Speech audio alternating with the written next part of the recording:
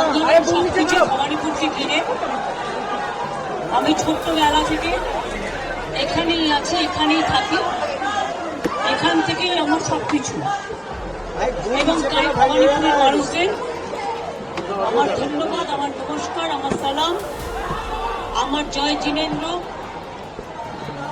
ভালছু বলে, সত শ্রী কালজি বলে সবাইকে নমস্কার নমস্তে জানিয়ে, আপনাদেরও সকলকে অসংখ্য ধন্যবাদ জানিয়ে আমি আমার নমিনেশন যেমন ফাইল করলাম, আমি চাই আমার ভবানীপুর কেন্দ্রের সাথে সাথে 294টা কেন্দ্রে আমাদের তৃণমূল কংগ্রেস এবং জোড়া ফুল তাদের প্রত্যেকটা প্রার্থীকে ভোট দেওয়ার জন্য আমি বাংলার মানুষকে অভিনন্দন জানাবো।